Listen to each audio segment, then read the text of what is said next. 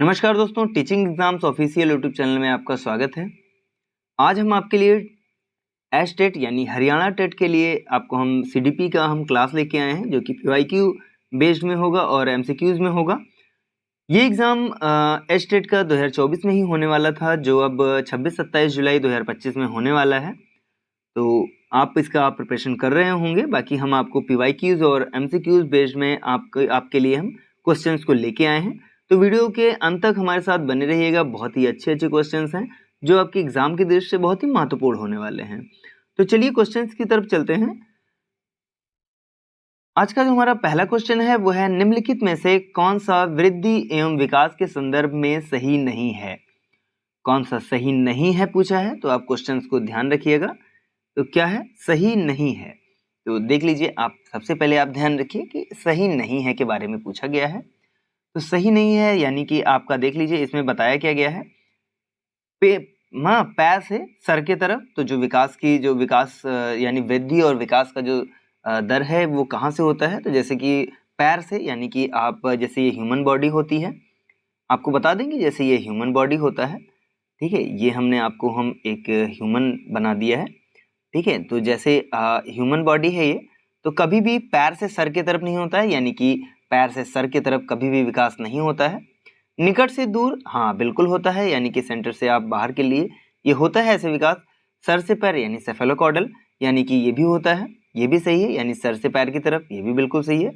वंशानुक्रम एवं वातावरण की अंतःक्रिया, ये भी होता है, यानी ये तीनों क्वेश्चन आपके ये सही है, तीनों आंसर। यानी कि आपका ऑप्शन ए जो है यही आपका नहीं होगा। तो इसका सही आंसर कौन सा हो जाएगा? ऑप्शन ए हो जाएगा।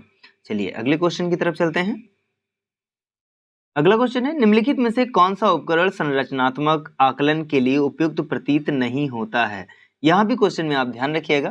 क्वेश्चन में अक्सर गलतियां हो जाती हैं, जब आप नहीं पे आप ध्यान नहीं देते हैं तो क्वेश्चन में गलती होने के चांसेस होते हैं। तो इसका पहले ऑप्शन देख लेते हैं। प्रश्नोत्तरी समूह पर चर्चा, मानदंड, संदर्भित परीक्षण, वार्तालाप। तो इसका सही आंसर क्या हो जाएगा? इसका सही आंसर हो जाएगा मानदंड, संदर्भित परीक्षण। सही आंसर हो जाएगा ऑप्शन सी, मानदंड, संदर्भित परीक्षण। चलिए अगले क्वेश्चन की तरफ चलते हैं। 4 से 5 वर्ष की आयु में बालक में कौन से विकास की वजह से वह अपने माता के प्रति प्रेम तथा पिता विरोधी भावना दर्शाने लगता है? तो ये ध्यान रखिएगा, ये बच्चे में अक्सर होता है, यानी कि अपोजिट जेंडर में यह होता है। जैसे कि लड़के का यानी कि पिता के प्रति बेटी के लिए प्रेम होता है, और बेटी के लिए पिता के प्रति, और वैसे ही माता और बेटे में होता है। तो इसमें आपको ये बताना है कि पितृ विरोधी भावना दर्शाने लगता है, ठीक है। यानी माता के प्रति प्रेम और पितृ विरोधी भावना दर्शाने लगता है। तो ये कौन सा है? पीयूष ग्रंथि, थायराइड ग्रंथि, इलेक्ट्रा ग्रंथि या ओडिपस ग्रंथि? तो चलिए इसके बारे में वैसे हम आपको अच्छे से डिफाइन कर दे रहे हैं। जो इलेक्ट्रा ग्रंथि होता है, यानी कि इलेक्ट्रा ग्रंथि, ये होता है लड़की का पिता के प्रति प्रेम होता है, तो इलेक्ट्रा ग्रंथि इसमें होता है। इसके अलावा ऑडिपस ग्रंथि जो होता है, ये लड़के का माता के प्रति प्रेम दर्शाता है। इसके अलावा आपका हो जाएगा यानी पीयूष ग्रंथि जो होता है, पीयूष ग्रंथि इसे मास्टर ग्लैंड भी कहते हैं। यह सभी ग्रंथियों का क्या होता है? ये सभी ग्रंथियों को ऑब्जर्व करता है, ठीक है। तो इसका सही आंसर क्या हो जाएगा? ऑडिपस ग्रंथि, ठीक है। क्या बताया गया है कि माता के प्रति प्रेम, ठीक है। तो माता के प्रति प्रेम जो होता है वो ऑडिपस ग्रंथि होता है, यानी कि ऑप्शन आपका डी सही हो जाएगा। अगला है, कौन सा व्यक्ति भिन्नताओं का कारण नहीं है? ठीक है, कौन सा व्यक्तिगत भिन्नताओं का कारण नहीं है? तो इसका ऑप्शन देख लीजिए, वंशानुक्रम, परिपक्वता, वातावरण या निर्देशन। तो इसका सही आंसर क्या हो जाएगा? सही आंसर होगा निर्देशन, यानी कि गाइडेंस। अगला है, निम्नलिखित में से कौन सा प्रतिभाशाली बालकों के लिए समृद्धि कार्यक्रम नहीं है? ऑप्शन है पाठ्यक्रम में समृद्धि, वर्ग उन्नति, विशिष्ट कक्षा का प्रबंध, विशिष्ट आवासीय विद्यालय। तो इसका सही आंसर क्या हो जाएगा? इसका सही आंसर हो जाएगा विशिष्ट आवासीय विद्यालय। अगला क्वेश्चन है, निम्नलिखित में से कौन सा मिलर तथा डोलार्ड द्वारा प्रदत्त अनुकरणात्मक व्यवहार का प्रकार नहीं है? ऑप्शन है समान व्यवहार, सहसंबंधात्मक व्यवहार, प्रतिलिपि व्यवहार या सुमेलित आश्रित व्यवहार।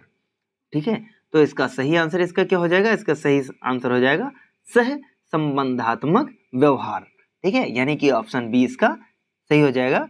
क्योंकि इसमें अनुकरणात्मक व्यवहार का प्रकार नहीं है पूछा है, तो ये आपका नहीं होगा। ठीक है, बाकी समान व्यवहार, प्रतिलिपि व्यवहार या सुमेलित आश्रित व्यवहार, ये इसके प्रकार है। अगला है शिक्षा मनोविज्ञान। मनोविज्ञान की वह शाखा है जो शिक्षण एवं सीखने से संबंधित है। यह कथन किसने दिया था? तो पहले आपको ये बता दें कि इसके चार ऑप्शन वुडवर्थ द्वारा, स्किनर, सिम्पसन या पावलोव के द्वारा। तो ये इसका सही आंसर होगा। ये किसने कहा है? ये स्किनर ने कहा था। ठीक है, इसका ऑप्शन बी आपका सही हो जाएगा। ठीक है, सही हो जाएगा। चलिए अगले क्वेश्चन की तरफ। एक बालक जो अपने स्कूल जीवन के बीच यानी लगभग 10.5 साल में अपनी आयु के समकक्ष नीचे की कक्षा का कार्य करने में असमर्थ हो को किस प्रकार का बालक कहते हैं? ठीक है, तो इसका ऑप्शन है मानसिक रूप से संबंधित बालक, शैक्षिक रूप से पिछड़ा, मूर्ख, बेवकूफ या जड़ बुद्धि।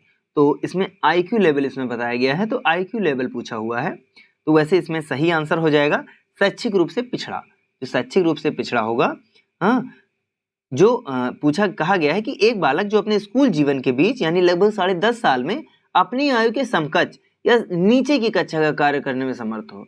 यानी कि अगर बच्चा मान लीजिए बच्चा 6 में है, तो अगर बच्चा 6 में है तो या तो अपने समकक्ष आप उसे क्वेश्चंस को सॉल्व कर सकता है या फिर उसके नीचे का, तो वो शैक्षिक रूप से पिछड़ रहा है। ठीक है, यानी आईक्यू लेवल या फिर वो उसका नीचे है, हाँ, एवरेज से नीचे है, या फिर उसका एवरेज है, एवरेज के नीचे है, तो पढ़ाई में ही ये पिछड़ रहा है, तो शैक्षिक रूप से पिछड़ा हो जाएगा। चलिए अगला क्वेश्चन है, बहुबुद्धि सिद्धांत के प्रवर्तक कौन थे? ठीक है, ऑप्शन पूछा गया है कि बहुबुद्धि सिद्धांत के प्रवर्तक कौन थे? तो इसका सही आंसर आपको बता दें, पहले आपको हम बता दें कि बहुबुद्धि यानी कि बहुकारक सिद्धांत जो है, यानी बहुबुद्धि का सिद्धांत जो है, वो हार्वर्ड गार्डनर ने दिया है। ठीक है, किसने दिया है? हार्वर्ड गार्डनर ने दिया हुआ है। इसके साथ ही आपको बता दें कि एक कारक ये आता है क्वेश्चन आपका, तो इसलिए हम आपको बता दे रहे हैं कि बहुबुद्धि सिद्धांत के जो प्रवर्तक हैं यानी मल्टी इंटेलिजेंस, ठीक है, इसके जो हैं वो हार्वर्ड गार्डनर हैं। इसके अलावा आपको पूछने को मिल सकता है कि बहुकारक यानी मल्टी फैक्टर वो किसने दिया है? तो वो थॉर्नडाइक ने दिया है। ठीक है, आपको पूछा जा सकता है, ये सब क्वेश्चन में आ सकता है, तो एक ही क्वेश्चन से कई सारे क्वेश्चन हम आपको कराए दे रहे हैं। तो मल्टी फैक्टर जो है वो किसने दिया? वो थॉर्नडाइक ने दिया है। अगर वन फैक्टर पूछा जाए तो कौन दिया है? अल्फ्रेड बिनेट, ठीक है, इन्होंने दिया है। अगर टू फैक्टर पूछा जाए तो स्पीयरमैन ने दिया है। टू फैक्टर किसने दिया है? स्पीयरमैन ने। अगर पूछा जाए कि 3 डायमेंशनल थ्योरी किसने दिया है, तो गिलफोर्ड ने दिया है। ठीक है, तो ये सारे क्वेश्चंस आप अच्छे से आप ध्यान रखिएगा। एक ही क्वेश्चन को मैंने कई तरीके से करा दिया है। वीडियो कैसी लग रही है वो आप में जरूर बताइएगा। वीडियो को लाइक करते चलिएगा और आप नए हैं तो चैनल को सब्सक्राइब कर दीजिएगा। चलिए अगले क्वेश्चन की तरफ चलते हैं। जेंडर स्कीमा थ्योरी किसने प्रस्तावित की थी? ठीक है, ऑप्शन है अल्बर्ट बंडूरा, जीन पियाजे, एस.एल. बेम या आर.एन. बैरन। तो वैसे आपको बता दूं कि जब आप स्कीमा की बात आती है तो आप हमेशा जीन पियाजे की तरफ जाते हैं। तो यहाँ पे आपका क्वेश्चन जीन पियाजे नहीं होगा, क्योंकि जेंडर स्कीमा थ्योरी के बारे में बात किया गया है। तो इसका सही आंसर हो जाएगा एस.एल. बेम। ठीक है, यहाँ पे एस.एल. बेम इसके सही आंसर हो जाएंगे। अगला क्वेश्चन है, निम्नलिखित में से कौन सा आंतरिक अपप्रेरणा का उदाहरण है? यानी कि आंतरिक अपप्रेरणा वो होती है जो आप में स्टेबल हो जाए। यानी कि अगर आप आंतरिक प्रेरणा यानी आप जब खुद से आप प्रेरित होते हैं तो वो होता है, वो आपकी आंतरिक प्रेरणा होती है। आंतरिक प्रेरणा वह है जो आपके अंदर काफी समय के लिए हो। यानी आप जब आप बाहरी प्रेरणा होती है तो वो आप क्षणिक भर के लिए होता है। ठीक है, और बाहरी प्रेरणा जो होती है वो आपको लंबे समय के लिए होती है। तो इसमें क्या पूछा गया है कि आंतरिक प्रेरणा का उदाहरण है। ठीक है, उदाहरण नहीं है पूछा गया है। चलिए ठीक है, आंतरिक प्रेरणा का उदाहरण नहीं है पूछा गया है। तो आंतरिक प्रेरणा का उदाहरण क्या है? देखिए, जब आप चिंता यानी कि आप पढ़ाई के लिए चिंतित हैं, यानी कि आप आंतरिक प्रेरित हैं। ठीक है, इसके अलावा उपलब्धि की आवश्यकता है, यानी कि आप सोच रहे हैं कि हाँ हमें जॉब मिलनी चाहिए, तो यानी कि आप उपलब्धि यानी कि आप चाहते हो। ठीक है, आकांक्षा का स्तर यानी कि आप मोटिवेटेड है, सेल्फ मोटिवेटेड है। तो यानी कि ये सब जो है ये आपके लंबे समय के लिए आपको प्रेरणा प्रदान कर रही है। लेकिन प्रशंसा यानी कि आप स्कूल में आप गए और वहां पे आपको प्रशंसित किया गया, यानी कि आपकी तारीफ की गई, तो ज्यादा समय के लिए नहीं होता है। तो यानी कि आंतरिक प्रेरणा नहीं है, यानी कि ऑप्शन ए आपका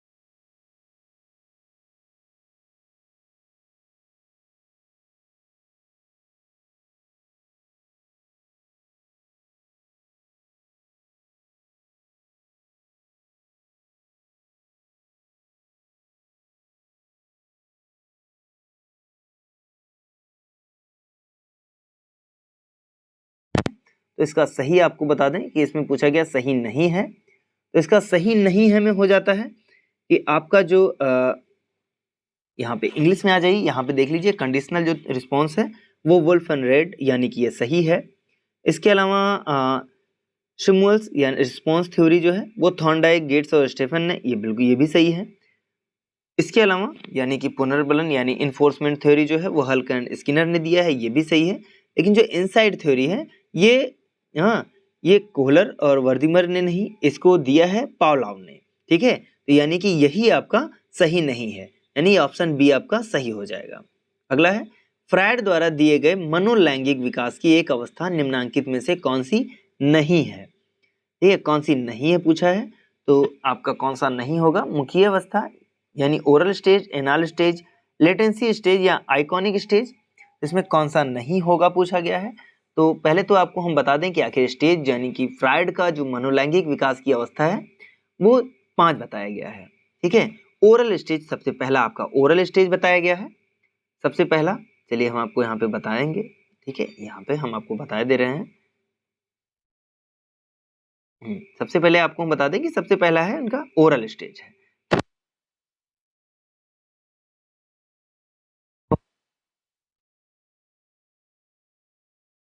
अगला जो होता है यानी कि दूसरा जो होता है वो एनाल स्टेज होता है, यानी कि गोदावस्था होता है। इसकी जो एज होती है 2 साल से 3 साल होता है।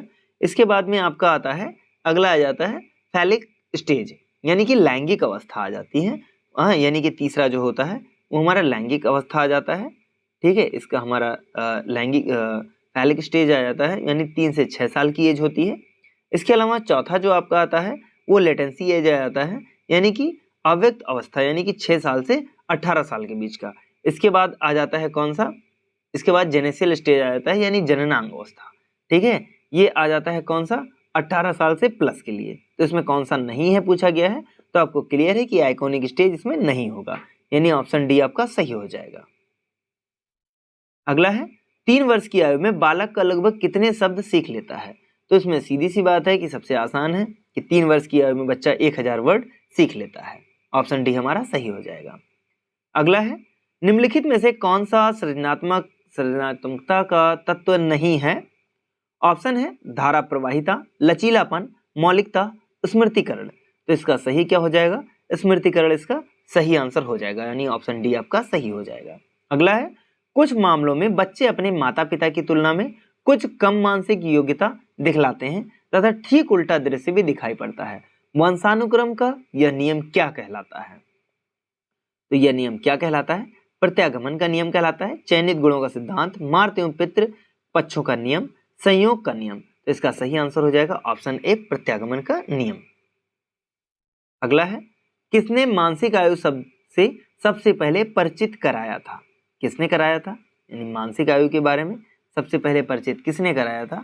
तो इसमें आईक्यू के बारे में इसमें बताया गया है। तो चलिए आपको हम बता दें कि सबसे पहले जो है यानी आईक्यू के बारे में सबसे पहले स्टर्न ने बताया था। कब बताया था, 1912 में बताया था, ठीक है। तो इसमें सबसे पहले आयु शब्द से किसने परिचित कराया था, तो आपको बता दें कि देखिए सबसे पहले हम स्टार्टिंग से अगर चलें तो आईक्यू के बारे में सबसे पहले स्टर्न ने 1912 में बताया था, लेकिन उन्होंने जो फार्मूला जो बताया था वो गलत था।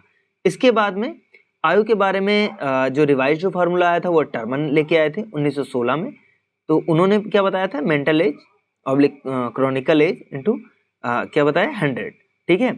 लेकिन मानसिक आयु शब्द जो है वो सबसे पहले अगर किसी ने अगर परिचित कराया था तो वो थे कौन थे, अल्फ्रेड बिने थे, ठीक है। अल्फ्रेड बिने सबसे पहले थे जिन्होंने मानसिक आयु शब्द से सबसे पहले परिचित कराया था। अगला है AAMD तथा APA के अनुसार गंभीर मानसिक मंदता युक्त बालकों का बुद्धि लब्धि परास क्या होता है, ठीक है। तो इसमें क्या होता है, तो इसका सही आंसर हो जाएगा 20 से 35, यानी ऑप्शन सी हमारा सही हो जाएगा। अगला है रॉस के अनुसार विकास की कौन सी अवस्था को मिथ्या परिपक्वता का काल कहा गया है, ठीक है, रॉस के अनुसार। तो इसका सही आंसर क्या हो जाएगा, पहले इसका ऑप्शन देख लेते हैं, शैशवावस्था, बाल्यावस्था, किशोरावस्था और या प्रौढ़ावस्था। तो इसका सही क्या हो जाएगा, ऑप्शन बी बाल्यावस्था हो जाएगा, बाल्यावस्था हो जाएगा। इन शैशवावस्था की अगर उम्र पूछी जाए तो ये भी आप ध्यान रखिएगा, शैशवावस्था का जो उम्र होता है वो 0 से 2 वर्ष होता है।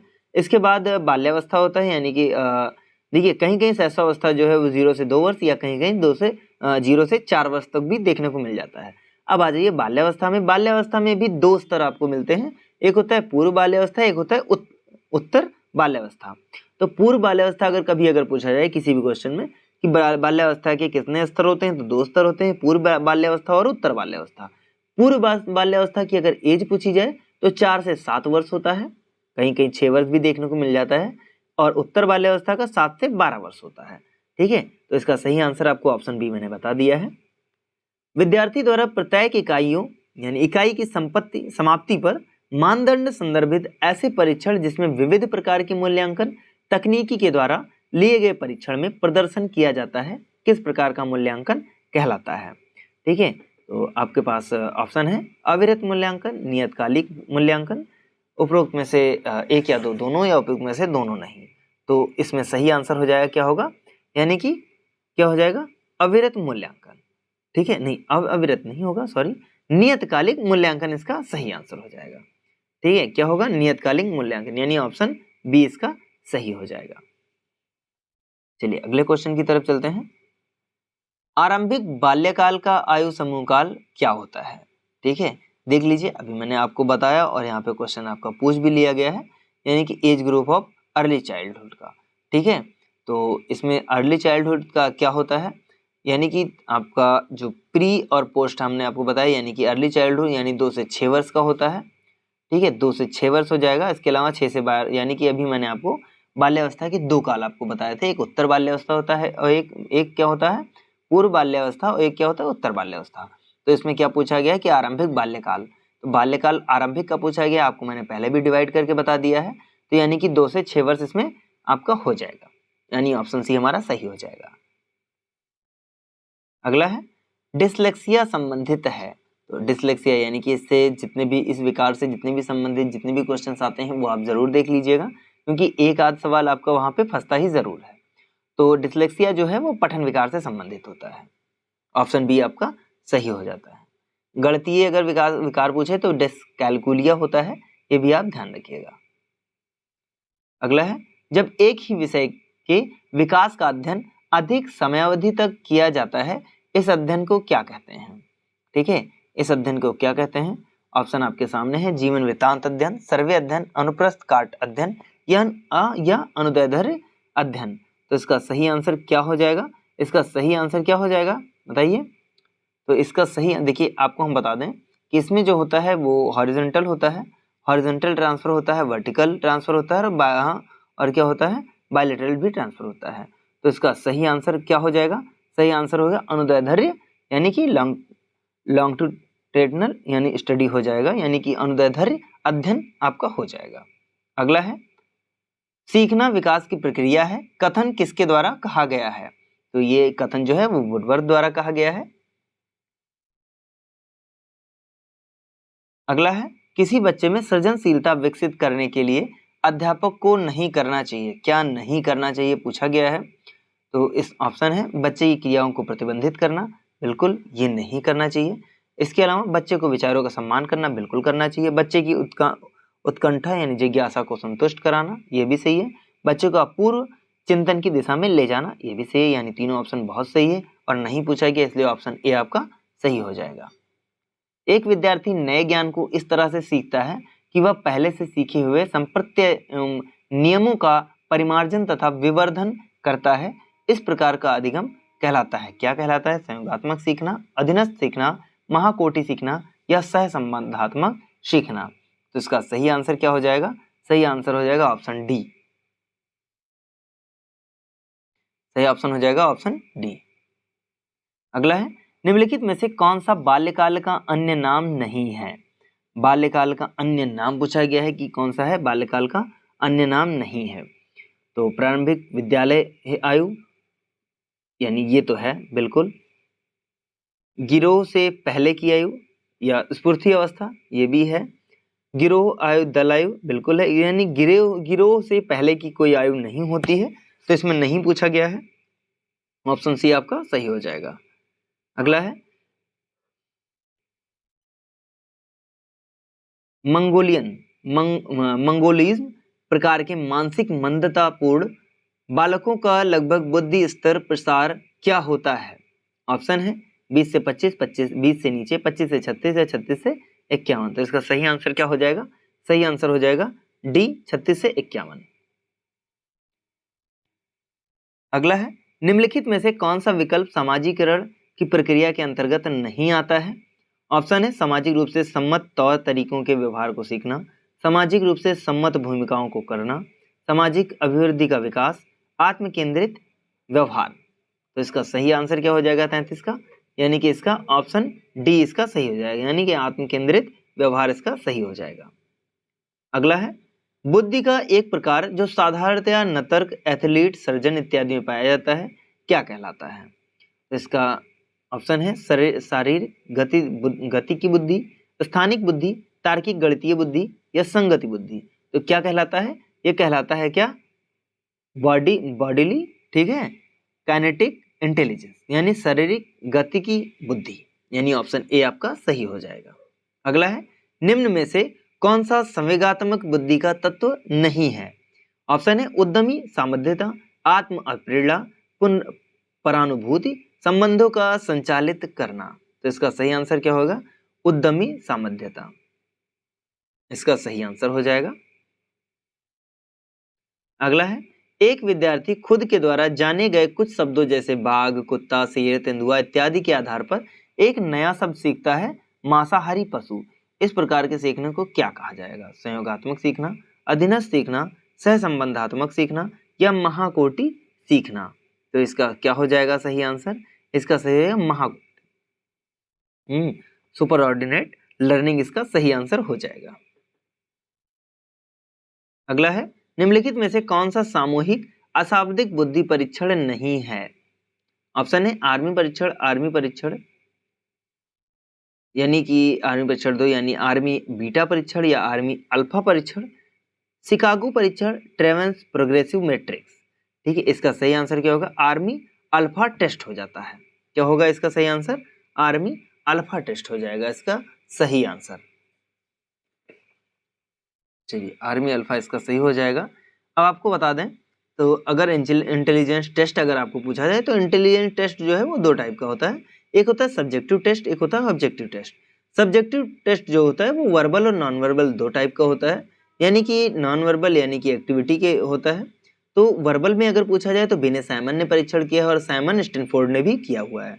नॉन वर्बल में अगर पूछा जाए तो क्या होगा? रेवेनेस का प्रोग्रेसिव मैट्रिसिस होता है और सेगमेंट फॉर्म डिजाइन होता है। इसके अलावा अब ऑब्जेक्टिव टेस्ट में पूछा जाए तो वर्बल और नॉन वर्बल वहां भी होता है। वर्बल होता है आर्मी अल्फा टेस्ट होता है, और नॉन वर्बल अगर पूछा जाए तो आर्मी बीटा टेस्ट होता है। ठीक है, तो अगर वर्बल पूछा जाए तो कौन सा होगा? आर्मी अल्फा टेस्ट, और अगर नॉन वर्बल तो आर्मी बीटा टेस्ट होता है। इसका सही आंसर आर्मी अल्फा टेस्ट हो जाएगा। अगला है, ब्रेनर के सिद्धांत के अनुसार नियम एवं रीति रिवाज बालक के किस परिस्थितिकी तंत्र के उदाहरण हैं? ठीक है, तो यहाँ ब्रेनर के बारे में पूछा गया है, तो इनके सिद्धांत इसमें बताए गए हैं। तो ऑप्शन है माइक्रोतंत्र, मैक्रोतंत्र, मीसोतंत्र या एक्सोतंत्र। इसका सही आंसर हो जाएगा मैक्रोतंत्र, यानी कि ऑप्शन बी हमारा सही हो जाएगा। तो चलिए इसमें भी हम आपको बता दें कि यानी अकॉर्डिंग टू ब्रेनर के अनुसार जो है वो सबसे पहला आता है मैक्रो सिस्टम, यानी कि इसमें बच्चे का विकास, परिवार, भाई बहन, माता पिता, ये सब आते हैं। मीजो सिस्टम जो होता है वो बच्चे का स्कूल जाने से संबंधित होता है। एक्सो सिस्टम जो होता है बच्चे के बाहरी वातावरण से जुड़ना होता है, और मैक्रो सिस्टम जो होगा वो बच्चे के रीति रिवाज से संबंधित होता है। ठीक है, कौन सा? मैक्रो। यहाँ पे मैंने मैक्रो इसका सही आंसर भी बता दिया है। इसके अलावा अंतिम होता है क्रोनो सिस्टम, इसमें सही व गलत की पहचान हो जाती है। ठीक है, तो पांचों मैंने आपको बता दिया है कि अगर पूछा जाए कि ब्रेनर के कितने सिद्धांत हैं, तो आप वहां पे बता सकते हैं कि इनके 5 सिद्धांत हैं। ठीक है, कौन कौन से? मैक्रो सिस्टम, मेसो सिस्टम, एक्सो सिस्टम, मैक्रो सिस्टम और क्रोनो सिस्टम। इसका अगला क्वेश्चन है, कोहलबर्ग के अनुसार नैतिक विकास की एक ऐसी अवस्था जिसमें कोई व्यक्ति अपनी नैतिकता को वर्तमान में प्रचलित सामाजिक मानदंडों अथवा नियमों के अनुरूप आंकता है, को नैतिकता की कौन सी अवस्था कहा गया है? कौन सी अवस्था कहा गया है? ऑप्शन है नैतिकता का पूर्व परंपरागत स्तर, यानी कि pre conventional level of morality, conventional level of morality, post conventional level of morality, unconventional level of morality. तो इसका सही आंसर क्या हो जाएगा, कौन सी अवस्था कहा गया है पूछा है, तो नैतिक क्या कहा गया है, नैतिक का परंपरागत स्तर कहा गया है, यानी ये इसका फर्स्ट लेवल होता है, किसका, कोलबर्ग की थ्योरी का। ठीक है, तो इसका कहा गया है। तो अब आपको हम बता दें कि नैतिक विकास की जो अवस्था है कोलबर्ग की, ये आपको बताया गया है 3 लेवल हैं इसमें। तो पहला है प्री कन्वेंशनल लेवल जो है, ठीक है, इसका जो एज होता है वह 4 से 10 साल की एज होती है। ठीक है, ये आपको हम एकदम क्लियर आपको हम करा दे रहे हैं। तो प्री कन्वेंशनल जो स्टेज होता है वो कितनी होती है, यानी जीरो मोरालिटी होती है और 4 से 10 साल की इसकी एज होती है, यानी कि इसकी एज जो होगी वो कितना हो जाएगा, 4 से 10 साल हो जाएगा। ठीक है, इसके अलावा अगला स्टेज है कन्वेंशनल लेवल, यानी 10 से 13 साल इसकी एज जो होती है वो 10 से 13 साल की एज होती है। ये ट्रेडिशनल होता है और सोसाइटी बेस्ड होता है। अगला क्या है, post conventional level of morality, ये 13 साल से जो ऊपर जो बच्चे होते हैं उनके लिए होता है। ठीक है, इसमें सेल्फ चूजन हो जाता है। ठीक है, अब आपको हम और बता दें कि जितने ये तीनों लेवल हैं, तीनों लेवल के भी स्टेज होते हैं, और स्टेज कितने हैं कि तीनों लेवल में 2-2 स्टेज होते हैं। ठीक है, तीनों लेवल के 2-2 स्टेज होते हैं। तो ऐसे अब इसका सही आंसर आपको हम बता दें कि ऑप्शन बी इसका सही आंसर है, ऑप्शन बी इसका सही आंसर हो जाएगा। अगले क्वेश्चन की तरफ, बाल अपराध का कारण नहीं है। ठीक है, तो शारीरिक दोष, गरीबी, असफलता या उचित घरेलू वातावरण। तो इसका बाल अपराध का कारण नहीं है पूछा गया है, तो इसका नहीं है जो है वो उचित घरेलू वातावरण इसका सही आंसर हो जाएगा। अगला है, निम्नलिखित में से कौन सा संज्ञान से संबंधित नहीं है, संज्ञान से संबंधित नहीं है पूछा गया है। तो प्रत्यक्ष बोध, चिंतन, चलना, संप्रदाय निर्धारण। तो आपको सीधा सीधा बता दूं कि इसमें कॉग्निशन से पूछा गया है, यानी कि चिंतन से संबंधित पूछा गया है। तो प्रत्यक्ष बोध यानी परसेप्शन सही होगा, थिंकिंग भी सही होगा और कॉन्सेप्ट फॉर्मेशन भी सही होगा, क्योंकि ये सारे आपके दिमाग में होते हैं। लेकिन वॉकिंग इसका सही आंसर नहीं होगा, यानी ऑप्शन सी इसका सही आंसर, यानी कि नहीं पूछा है तो नहीं यही होगा। अगला है, निम्नलिखित में से कौन सा विकल्प जीन पियाजे द्वारा प्रदत्त मूल संक्रियात्मक अवस्था की विशेषता को दर्शाता है। ऑप्शन है, बच्चों में कारण प्रभाव संबंध तथा वस्तु के स्थायित्व संबंधी विचार विकसित होना, बालक में संरक्षण के सिद्धांत को प्राप्त करना, तार्किक विचारों को प्रकट होना, बालक अपने परिवेश को सांकेतिक रूप से दर्शाना आरंभ करता है, तार्किक विचारों से के विभिन्न प्रारूप बनाने में सक्षम होना। ठीक है, तो इसका सही आंसर क्या हो जाएगा, ऑप्शन सी हो जाएगा, बालक अपने परिवेश को सांकेतिक रूप से दर्शाना आरंभ कर देता है, ऑप्शन सी इसका सही हो जाएगा। अगला है, कौन सा अप्रेरण का घटक नहीं है। ठीक है, अप्रेरण का घटक पूछा गया है, तो इसका ऑप्शन है आवश्यकताएं, रटंत स्मृति, अनंतनोद या प्रोत्साहन। तो आपको बता दूं, सबसे पहले आप ध्यान रखिएगा कि रटंत स्मृति कहीं नहीं है, यानी रोड लर्निंग या रोड मेमोरी कहीं भी नहीं है, इसमें नहीं पूछा गया, तो ऑप्शन बी इसका सही होगा। अगला है, व्यक्तित्व समायोजन की प्रत्यक्ष विधि क्या है। व्यक्तित्व समायोजन की प्रत्यक्ष विधि है क्या है, शोधन, प्रक्षेपण, प्रतिगमन या बाधा निराकरण। तो विकल्प की विधि पूछा गया है, व्यक्तित्व समायोजन की प्रत्यक्ष विधि पूछा गया है, तो क्या होगा, रिमूव और बर्डल, यानी आप परेशानियों को दूर कर दें, यही ये व्यक्तिगत समायोजन की प्रत्यक्ष विधि जो है वो प्रॉब्लम को सॉल्व करते रहना है। अगला है, संज्ञानात्मक विकास के समाज सांस्कृतिक सिद्धांत को किसने प्रस्तावित किया।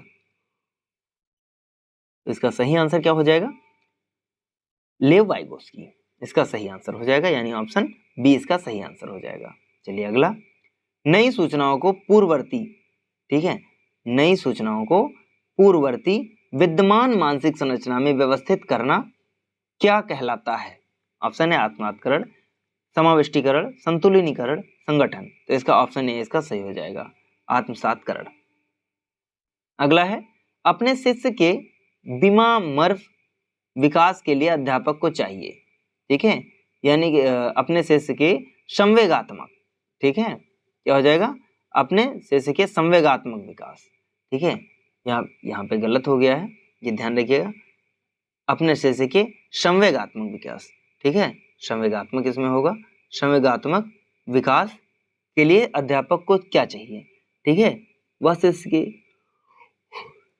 शिष्य के माता पिता का स्थान लेने की कोशिश करे। बिल्कुल गलत है, ये नहीं होना चाहिए। अपने शिष्य के प्रति प्रेम तथा स्नेह को विकसित करे। बिल्कुल सही है। वो अपने शिष्य की शरारत के प्रति भी प्रेम का, जब वो शरारत करेगा तो आपको प्रेम नहीं करना है, ये भी गलत हो जाएगा। अपने कुछ चुनिंदा शिष्यों के प्रति पक्षपात बिल्कुल नहीं कर सकते हैं, तो इसका ऑप्शन 20 का सही आंसर हो जाएगा। अगला है, उत्तर बाल्यावस्था का काल क्या कहा गया है? तो आपको, जैसा मैंने आपको बताया था कि प्राथमिक का काल क्या होता है, ये हो जाता है, और द्वितीय का ये हो जाता है, यानी कि उत्तर काल पूछा गया है तो ऑप्शन 20 के सही हो जाएगा। ठीक है, ऑप्शन बी 6 से 12 इसका सही हो जाएगा। और पूर्व का पूछा जाएगा तो ऑप्शन ए होगा। अगला है, एनडीआई अप्रेरणा सूत्र के प्रवर्तक कौन थे? इसका सही आंसर क्या हो जाएगा? सही आंसर होगा हिलकार्ट। अगला है, थर्स्टन द्वारा बुद्धि के लिए किस शब्द का प्रयोग किया गया था? थर्स्टन के द्वारा बुद्धि शब्द के लिए किस शब्द का प्रयोग किया गया था? प्राथमिक मानसिक क्षमताएं। ठीक है, थर्स्टन द्वारा बुद्धि के लिए किस शब्द का प्रयोग किया गया था? प्राथमिक मानसिक क्षमताएं। तो इसका ऑप्शन ए इसका सही हो जाएगा। तो ये आज का हमारा अंतिम क्वेश्चन था। वीडियो कैसी लगी ये आप में ज़रूर बताइएगा। वीडियो आपके लिए हेल्पफुल है या नहीं है, ये भी आप ज़रूर बताइएगा। वैसे आप वीडियो को एक बार नहीं कई बार देखिए, वीडियो आपको अच्छे से समझ में आएगा। पीवाईक्यू बेस्ड है तो आपको ऑप्शन डायरेक्ट आपको देखने को मिल जाते हैं, तो ऑप्शन के देख कर आपको सही आप कर सकते हैं। प्रीवियस ईयर में आया हुआ क्वेश्चन है, एमसीक्यूज भी हैं इसमें, तो क्वेश्चन आपके फंसने के चांसेस इसमें बहुत ज़्यादा हैं। क्वेश्चन को अच्छे से देख लीजिएगा, 1 से 2 बार आप देख लीजिएगा, इससे आपके क्वेश्चन बहुत सारे आपको एग्जाम में देखने को मिल जाएंगे। तो वीडियो कैसी लगी आप ज़रूर बताइएगा। वीडियो को सब्सक्राइब कर लीजिएगा, चैनल को लाइक कर दीजिएगा, चैनल को सब्सक्राइब कर लीजिएगा और वीडियो को लाइक कर दीजिएगा। धन्यवाद।